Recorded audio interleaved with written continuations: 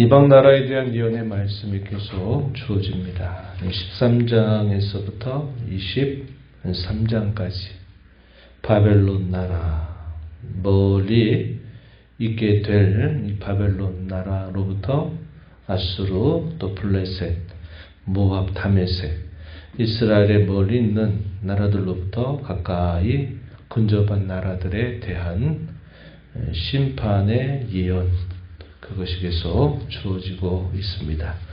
이 17장의 내용에서 제시되고 있는 나라는 다메섹과 에브라임에 관계된 말씀입니다.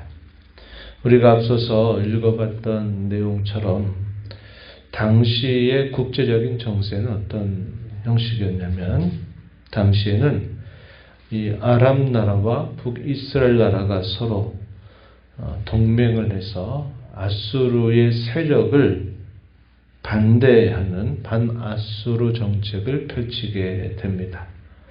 유다 나라도 함께하기를 바랐지만 유다가 함께하지 않겠다 하니까 유다를 공격하게 되죠. 유다는 선지자 이사야를 통해서 하나님을 의지해라, 임마누엘에 관계된 말씀을 주시면서 하나님을 의지하면 된다 하는 말씀을 전달받지만, 이 유다 나라는 그 말을 듣지 않고 어떤 정책을 펼치냐면 아수르와 동맹을 맺으려고 하는 정책을 펼치게 됩니다. 당시의 이 국제 정세들에 대해서 하나님의 뜻이 무엇인가를 알려줌에도 불구하고 이 유다의 왕과 백성들은 하나님의 뜻에 귀를 기울이지 않고 아수르를 가까이 하려고 하는 태도를 보이고 있는 겁니다. 그래서 먼저 우리가 여기서 확인하는 내용은 이 아람 나라와 북이스라엘 나라가 동맹한 것에 대하여 하나님이 그들을 벌하시겠다 하는 말씀을 주십니다. 이 내용이 1절부터 3절에 주어져요.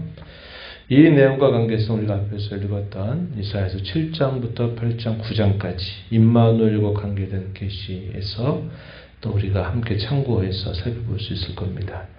1절 말씀을 한번 보세요. 다메섹에 관한 경고라. 다메섹은 아람 나라의 수도입니다. 다메섹에 관한 경고라. 보라, 다메섹이 장차 성읍을 이루지 못하고 무너진 무더기가 될 것이다. 이렇게 표현했습니다. 2절 가서 아로엘의 성읍들이 버림을 당할 것이다. 양무리를 치는 곳이 되어 양이 눕되 놀라게 할 자가 없을 것이다. 아로엘의 성읍들 어디를 말하느냐? 유다와 요단 동쪽의 남편 북쪽에 있는 성읍들, 이런 것들을 표현하고 있는 말이에요.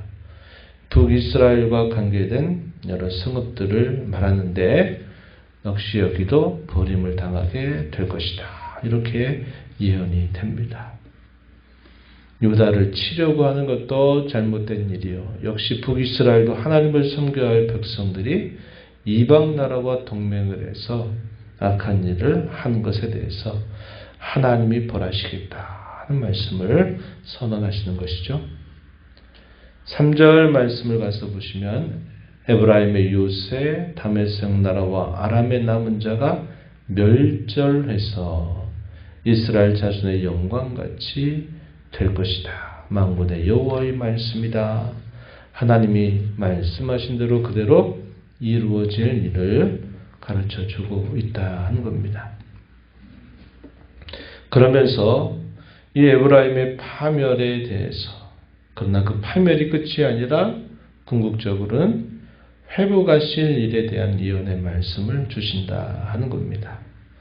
하나님 백성들에 대한 하나님의 역사 경영이 그와 같음을 잘 보여준다 하겠습니다. 그날에 하나님께서 작정하신 날, 그날에 파멸도 이루어질 것이고 또 그날에 회복도 이루어질 것이다 하는 말씀을 동시에 주고 있습니다. 4절부터 6절 말씀 보시면은 파멸에 대한 선언이 주어져요. 그날에 야곱의 영광이 쇠하고 그의 살찐 몸이 파리하게 될 것이다.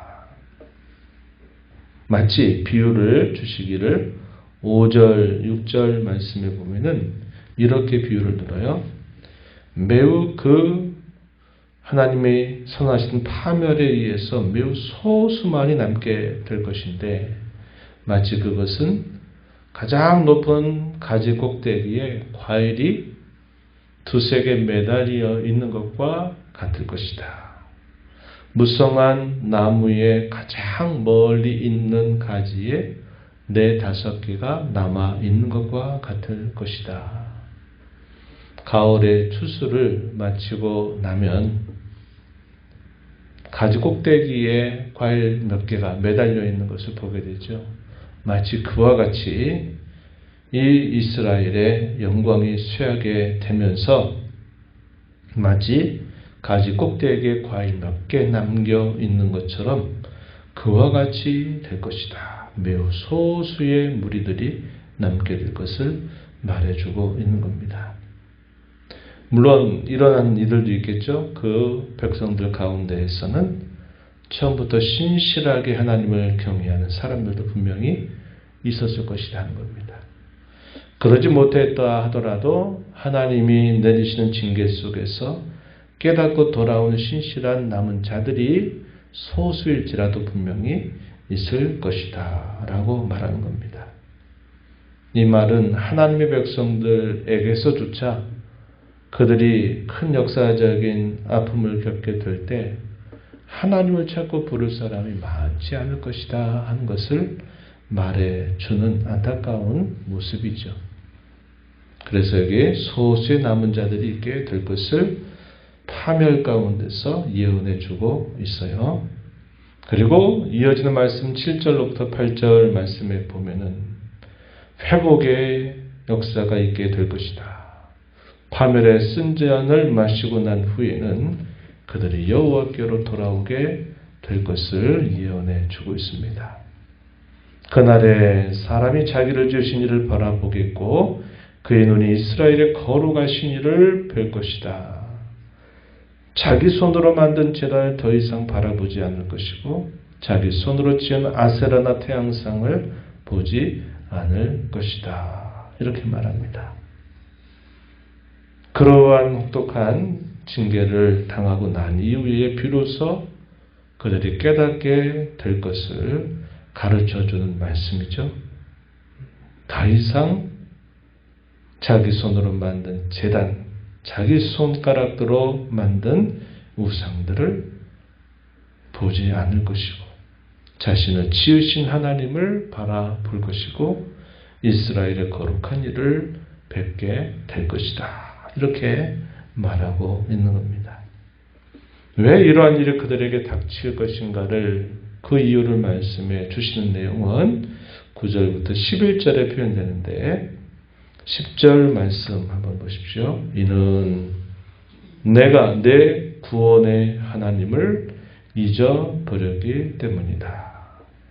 내 능력의 반석을 마음에 두지 아니한 까닭이다. 왜 그들에게 그러한 파멸이 이르게 미치게 되었는가? 그 이유에 관해서는 구원의 하나님, 구원을 베푸신 하나님을 잊어버렸고 그들의 능력이 되시는 반석이신 하나님을 마음에 두지 아니한 이유 때문이다. 이렇게 이야기를 해줍니다.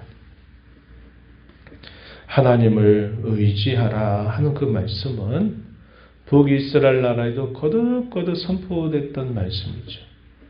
당시의 국제 정세들을 바라보고 어떻게든지 국제의 힘을 빌어서 뭔가 위기를 벗어나려고 하지 말고 하나님을 바라보고 하나님을 의지하면 된다 하는 사실들을 거듭거듭 이야기함에도 불구하고 그 말을 기울이지 않는다 하는 겁니다. 사람이 이와 같이 어리석어요. 사람은 눈에 무엇인가 보여야 되고요. 귀에 뭔가 확실한 게 들려야만 그게 그런 줄을 알지 눈에 보여지지 않고 귀에 들리지 않으면 그 사실들을 잘 믿질 않아요. 이게 이스라엘의 역사가 보여주는 내용입니다. 또 남유다도 역시 그와 같은 길을 걸어가고 있다는 거예요. 사람의 마음의 본성 속에 늘 이런 일들이 자리 잡고 있어요. 눈에 보이는 것을 늘 바라보고 귀에 들리는 것에 늘 촉각을 곤두세워서 거기에 무엇인가 있는 것인 양 반응하고 따라가는 것. 그게 우리 사람이 갖는 대단히 연약하고 어리석은 점이 아닐 수 없어요. 그런데 그것을 알고서도 여전히 그것을 떨쳐버리지 못하는 또 그런 완악함이 또 있다는 것을 우리는 보게 되는 겁니다. 그래서 하나님이 어떻게 하시느냐. 그들이 눈에 보이고 귀에 들리는 것을 바라봤던 모든 것들을 다 제하여 버리고 난 다음에야 아무것도 없구나. 그게 아니었구나. 그때는 이제 그 현실이 눈에 들어오게 되니까 그때 비로소 자신들이 우리가 어떤 것을 의지했구나. 우리가 바라보지 말아야 될 것을 바라보았구나 하는 것을 그때 비로소 깨닫게 된다는 겁니다. 물론 깨닫는 것도 은혜지만 그 깨닫는 자들도 많지 않아요. 그러한 일을 깨닫게 되기도 전에 그들이 결국은 이 세상을 떠나게 되는 일들이 벌어지게 되는 그런 안타까운 일들이 있게 되는 것이죠. 그래서 끊임없이 우리는 훈련해야 합니다. 훈련해야 돼요. 보이는 상황에 지나치게 거기에 마음을 써서 하지 않도록 우리의 마음의 무게중심을 상황으로부터 항상 돌리는 노력을 해야 돼요. 어디에게?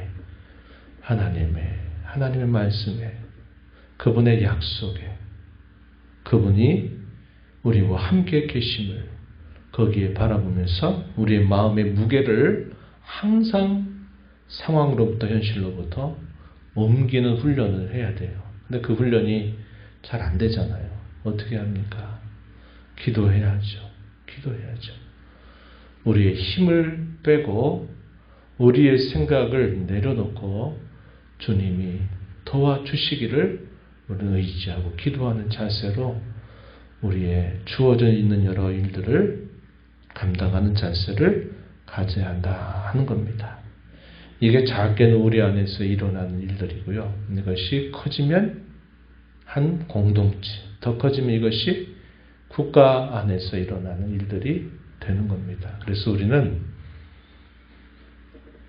이스라엘 나라의 역사 속에서 유다의 역사 속에서 펼쳐져가는 그 이야기가 머나먼 과거에 있었던 어리석은 일들, 지나간 이야기가 아니라 오늘 우리의 마음 속에서 우리의 모습 속에서 계속 반복되고 있는 일임을 우리는 볼 수 있어야 되고 그래서 그것이 우리에게는 거울이 되어야만 돼요. 어떤 거울, 나를 비춰보는 거울. 또 그것이 우리에게는 경계가 되어야 한다는 겁니다. 나도 이럴 수 있겠구나. 나도 이렇게 되겠구나.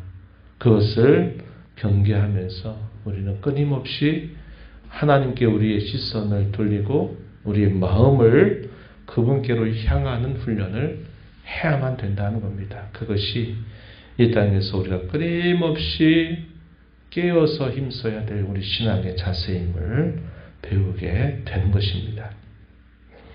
일과 사건만 바라보지 않도록 해야 돼요. 성도는 일과 사건을 다루어 가시는 그 하나님이 결국 누구를 빚어 가시려고 하는가? 바로 우리 자신을, 우리의 신앙의 모난 부분들을, 우리의 인격을 빚어 가시려고 하는 목적을 가지고 우리의 삶을 이끌어 가십니다. 그러하기에 우리의 시선을 늘 하나님께 두고 하나님을 바라보고 그 약속의 말씀을 또 묵상하고 또 하나님 앞에 우리 자신을 의지하고 기도하면서 하나님 앞에 살아가는 신앙걸음이 되어야 합니다. 이러한 말씀의 교훈을 마음에 새기면서 또 이 하루 남은 삶 살아가는 우리 모두가 되기를 진심으로 바랍니다. 하나님 아버지 감사합니다.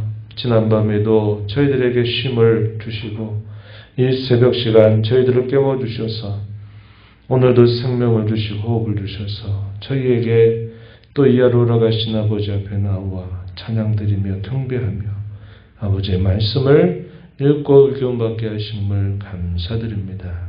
하나님 아버지, 북이스라엘 나라 또 남유다 격변하는 여러 정세들 속에 어디가 살 길들인가를 찾고 헤매는 그들의 모습을 봅니다. 정작 하나님의 말씀의 종들을 보내어 북이스라엘 왕들로 백성들로 말씀을 듣게 하고 남유다의 왕과 백성들에게 말씀을 들려주십니다. 구원의 하나님을 바라보라고, 능력의 반석이 되시는 하나님을 의지하라고 거듭거듭 메시지를 전하지만 그 말씀은 머나먼 이야기처럼 여기고 그저 눈에 보이는 도움을 찾기에 급급한 그들의 모습을 저희가 살펴보게 됩니다.